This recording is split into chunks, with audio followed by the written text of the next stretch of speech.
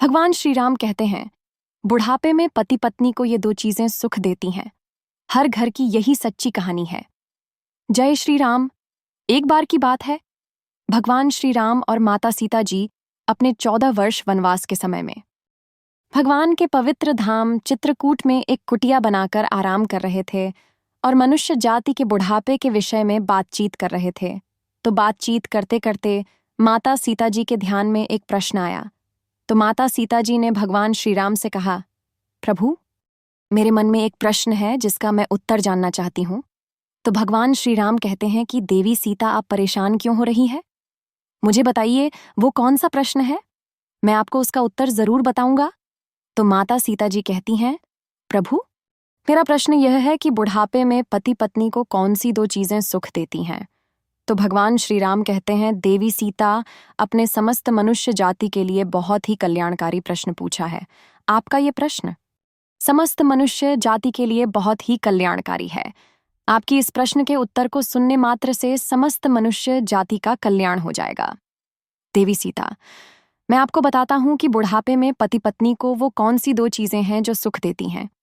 दोस्तों, वीडियो में आगे बढ़ने से पहले अगर आप मेरे चैनल पर नए हैं तो अंशिका वॉइस को सब्सक्राइब जरूर करें ताकि मेरी अगली वीडियो आप तक सबसे जल्द पहुंचे।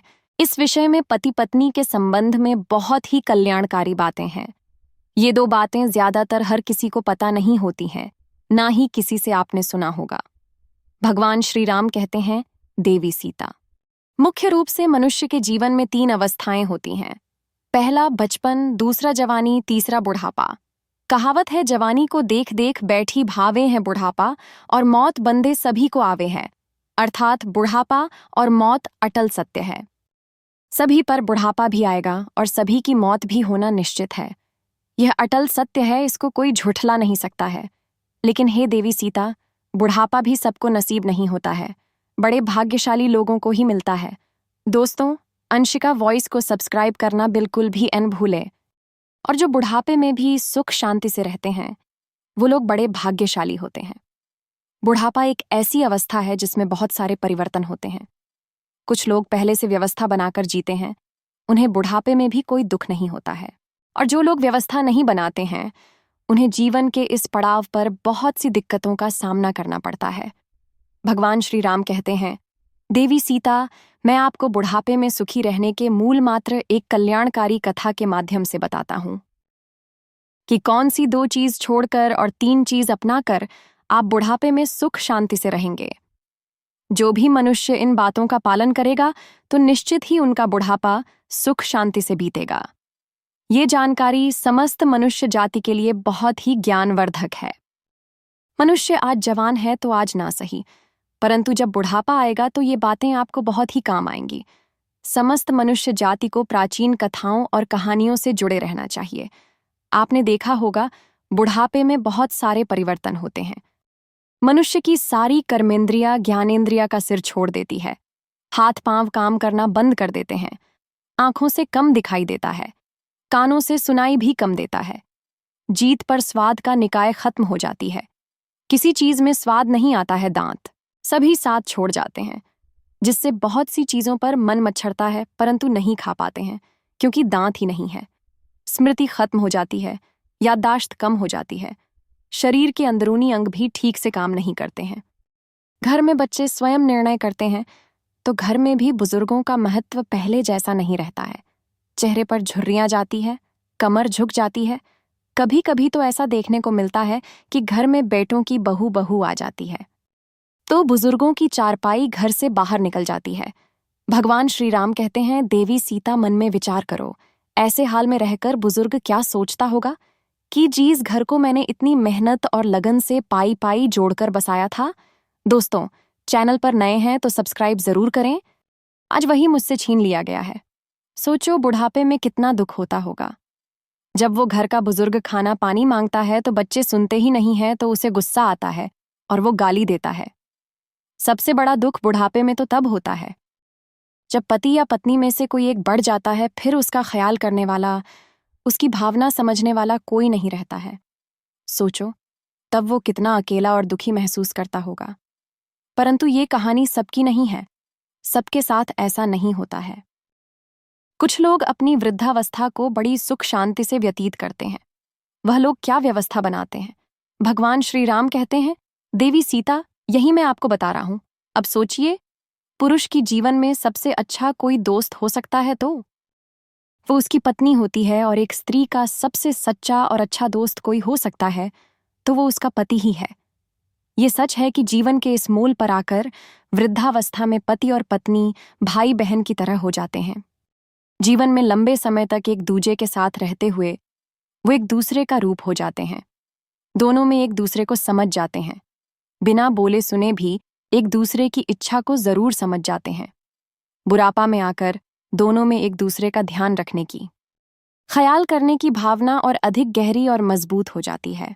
बुढ़ापे के पड़ाव पर आकर स्त्रियां पति की देखभाल इस प्रकार करती हैं जिस प्रकार एक माँ अपने बच्चों की करती है।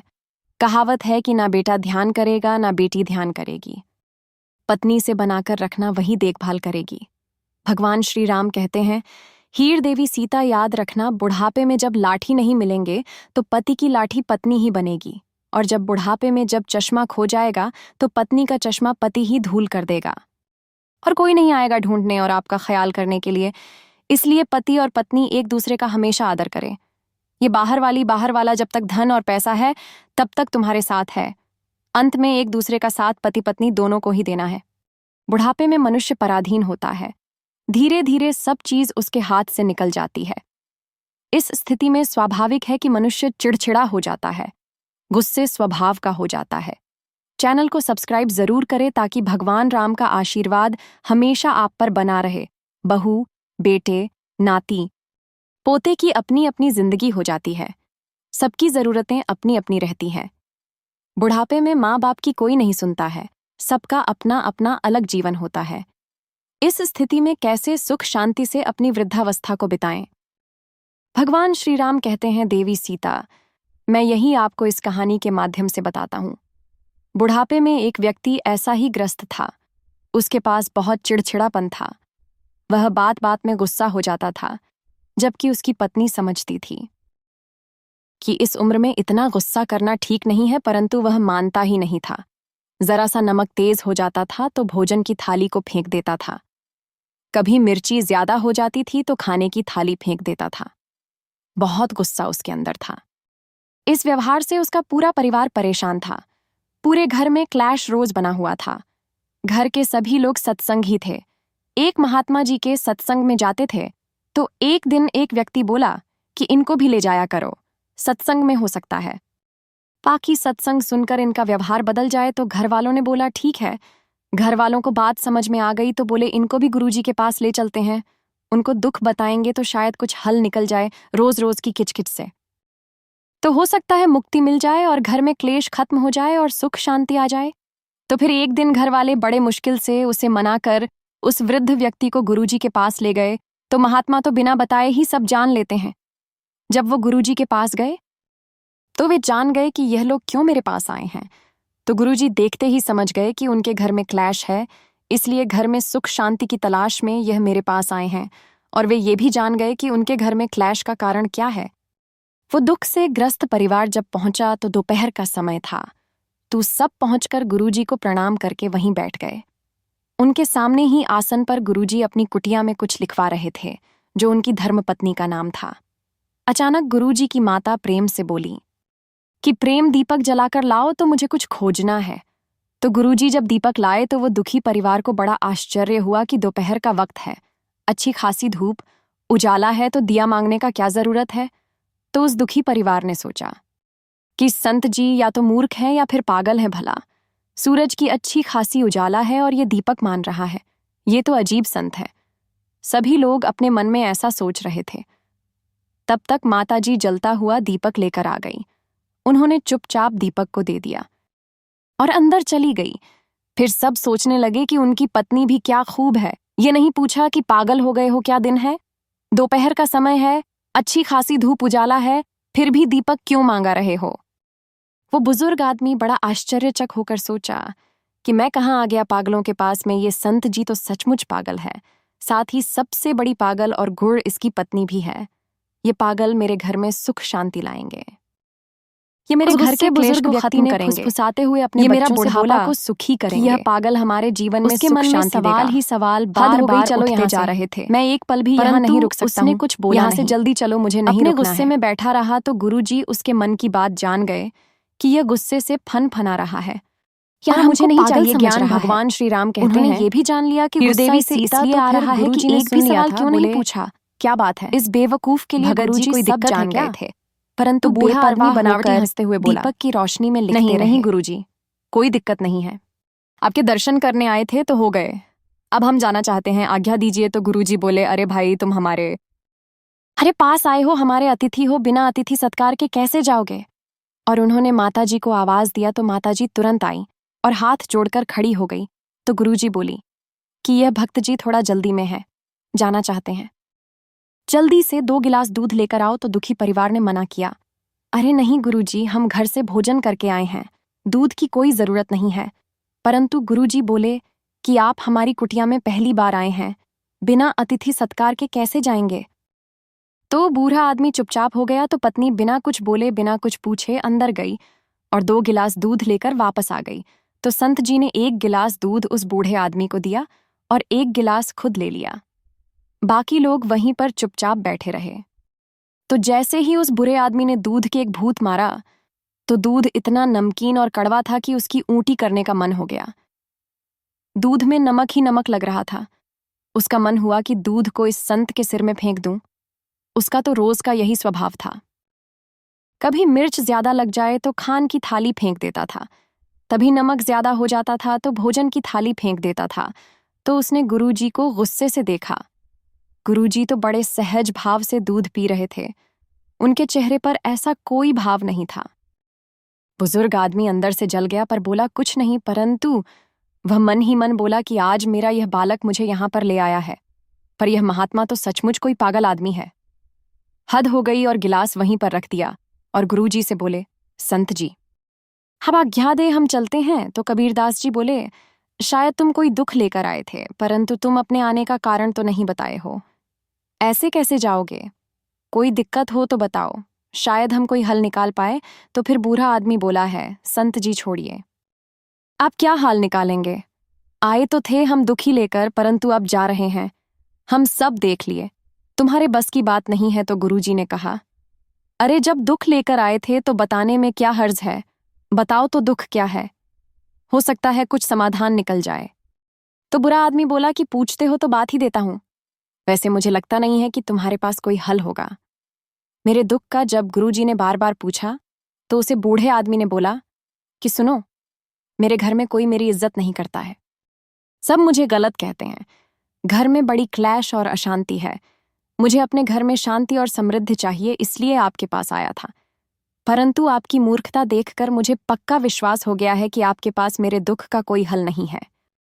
मेरे घर में शांति लाने के लिए आप कुछ भी नहीं कर पाओगे। तो गुरुजी मुस्कुराए और बोले, हम जानते हैं तुम्हारे घर में अशांति और क्लैश रहने का क्या कारण है, परंतु शायद अभी तुम समझे नहीं हो। तो गुरुजी ऐसा बोले तो वह बूढ़ा आदमी बोला, वो गजब की बात है, आपने हाल ही बता दिया, परंतु जब से हम आए हैं तब से आपने तो एक शब्द तक नहीं बोला है, पर कैसे बता दिया? तो संत जी बोले, सुनो, याद करो, जब तुम आए थे तो मैं तुम्हारे सामने ही अपनी पत्नी से जलता हुआ दिया मंगाया था ना?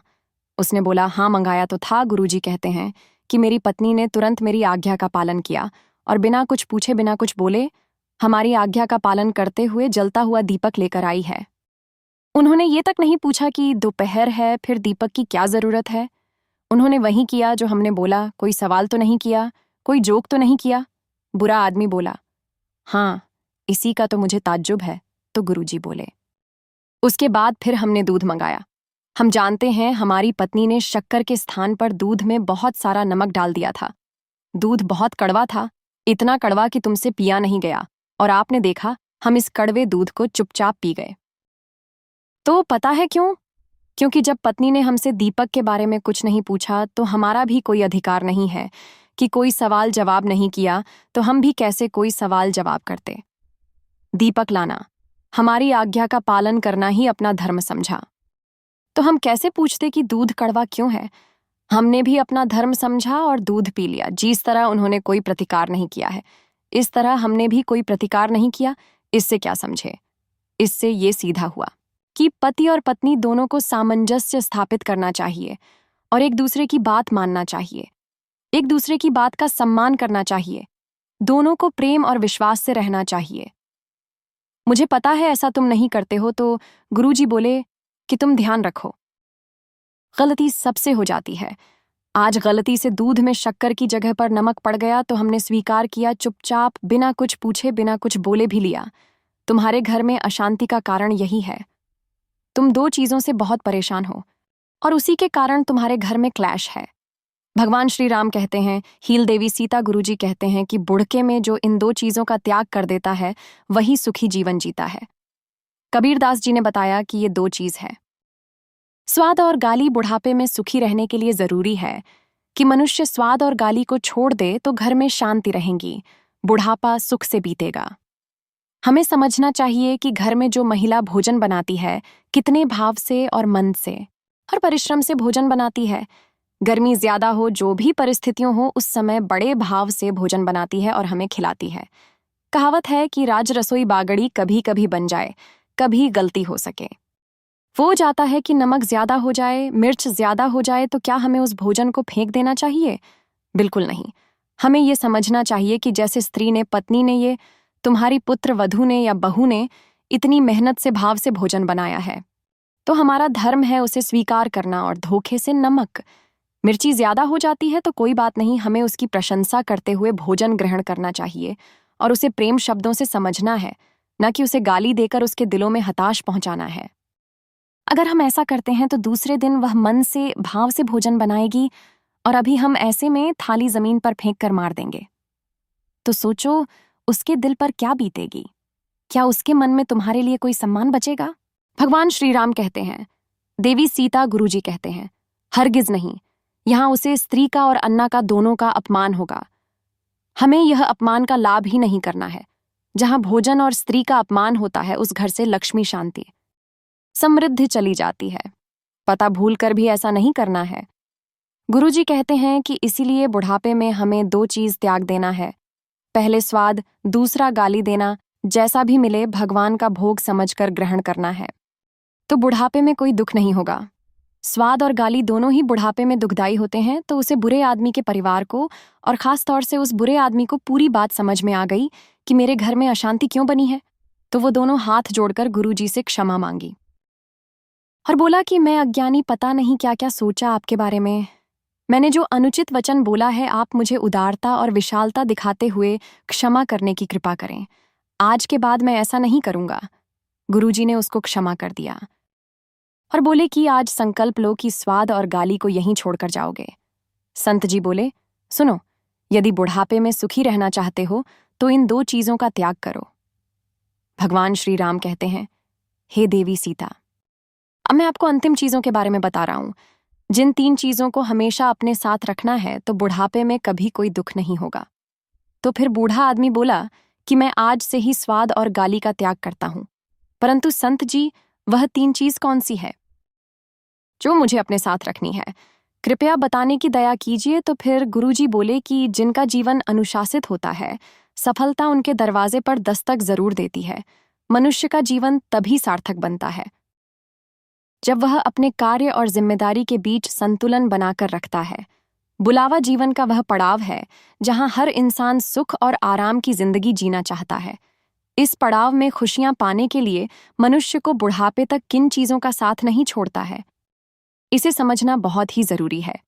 पहली बार, धन का सदियों उपयोग है। धन ऐसी चीज है जो अपने और पराये के बीच का फर्क समझा देती है। जब तक आपके पास धन है, रिश्ते नाते सब जगह आपकी कुछ और इज्जत होगी। परंतु जब धन का धन नहीं होता है तो अपने भी साथ छोड़ देते हैं। ये दुख तो बुढ़ापे में और अधिक बढ़ जाता है जब आदमी धरती उम्र में होता है। इसलिए धन का सदा सदा उपयोग करता है। धन की बचत करेंगे तो बुढ़ापे में आपको किसी के सामने हाथ फैलाने की जरूरत नहीं रहेगी। साथ ही ध्यान संपूर्ण धन पर कुंडली मारकर बैठ जाना भी बुढ़ापे में दुखदायी होता है। दूसरी बात है अनुशासन। अनुशासन अभ्यास से ही आत्मविश्वास का जन्म होता है। जो इंसान अपना हर काम समय पर करते हैं, अपनी दिनचर्या को अनुशासित ढंग से जीते हैं। उन्हें कभी किसी पर निर्भर नहीं रहना पड़ता है। वह अपने हर लक्ष्य को प्राप्त कर ही लेते हैं। शुरुआत से ही मनुष्य को अपने काम को सही समय और सही तरीके से करने की आदत होना चाहिए, तो उससे बुढ़ापे में दुख नहीं सहना पड़ेगा। समय के अनुसार खान पान से समय पर सोना, जगना, व्यायाम, हर कार्य निश्चित समय पर करना है, जो अच्छे स्वास्थ्य के लिए बहुत ही जरूरी है। अनुशासन का साथ कभी नहीं छोड़ता है और सतमार्ग पर सदैव चलना है। जब आप सतमार्ग पर चलेंगे तो यदि आपके घर परिवार वाले साथ नहीं देंगे तो भी आपका साथ भगवान देंगे। आपके बुढ़ापे की लाठी ईश्वर बनेंगे। भगवान श्री राम कहते हैं कि बीवी सीता इस प्रकार से संत जी ने बताया कि बुढ़ापे में वह कौन सी दो चीज है जो सुख देती हैं। भगवान श्री राम ने माता सीता जी के माध्यम से इस कल्याणकारी कथा को समस्त मनुष्य जाति को सुनना है, ताकि बुढ़ापे में समस्त मनुष्य जाति सुखी रहे। आशा है आपको ये कथा अच्छी लगी होगी। जय श्री राम दोस्तों, आपको ये कहानी कैसे लगे कृपया कमेंट करके जरूर बताएं। वीडियो पसंद आया हो तो लाइक करें और ऐसी ही और भी बहुत सारी कहानियों को सुनने के लिए चैनल को सब्सक्राइब जरूर करें। धन्यवाद।